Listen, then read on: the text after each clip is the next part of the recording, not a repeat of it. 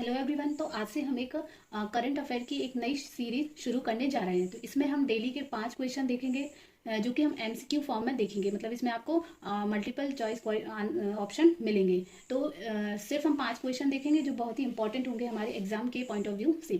तो आइए हम शुरू करते हैं आज की करंट अफेयर की सीरीज। तो हमारा जो पहला क्वेश्चन है वो है कि जो जामरानी बांध परियोजना है वो है किन दो राज्यों से संबंधित है। जमरानी बांध परियोजना किन दो राज्यों से संबंधित है। तो इसका जो आंसर है, इसके पहले ऑप्शन देख लेते। तो ऑप्शन है यूपी यानी उत्तर प्रदेश और उत्तराखंड, मध्य प्रदेश और उत्तर प्रदेश, या फिर उत्तराखंड या हिमाचल प्रदेश, या हिमाचल प्रदेश एंड उत्तर प्रदेश। तो इसका जो आंसर है वो है यूपी एंड यूके, यानी कि उत्तर प्रदेश और उत्तराखंड से ये संबंधित है जमरानी बांध परियोजना।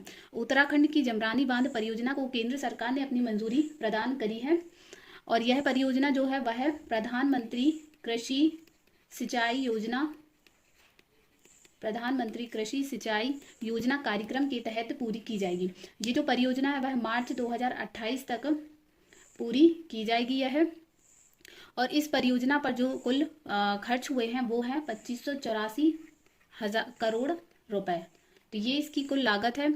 और ये जो परियोजना है यह यूपी और उत्तराखंड की, यानी कि उत्तर प्रदेश और उत्तराखंड की कुल 1,50,302 हेक्टेयर भूमि सिंचाई करेगी, जिसमें से जो उत्तराखंड की वो होगी 34,720 हेक्टेयर भूमि, और जो उत्तर प्रदेश की होगी वो होगी 1,15,582 हेक्टेयर भूमि इसमें शामिल है।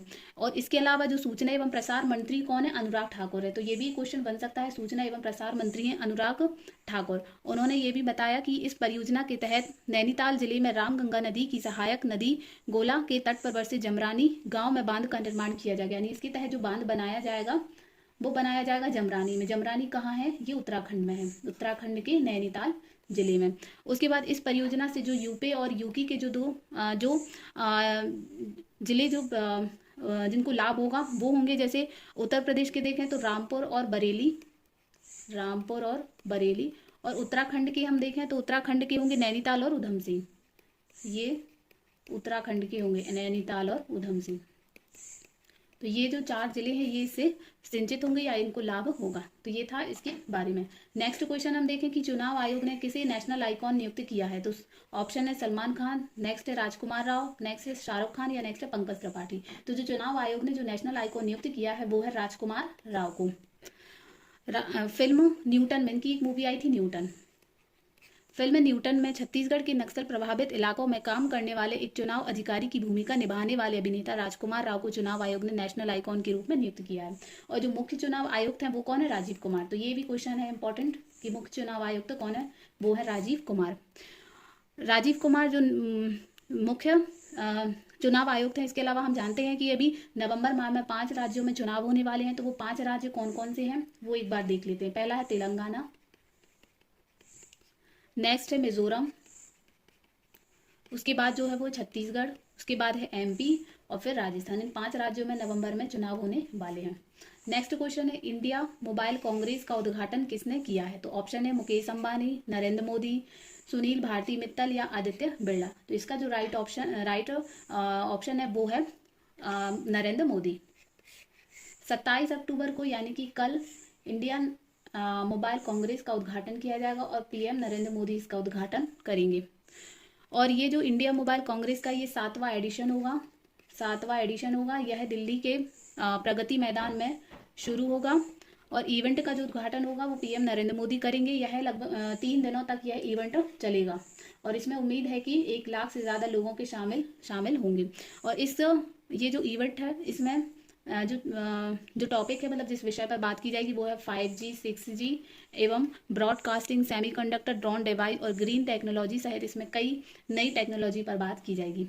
नेक्स्ट है एशियन पैरा गेम्स 2023 में सुमित अंतिम ने कौन सा पदक अपने नाम किया है। तो स्वर्ण पदक, रजत पदक, या कांस्य पदक। तो इसका आंसर है स्वर्ण पदक।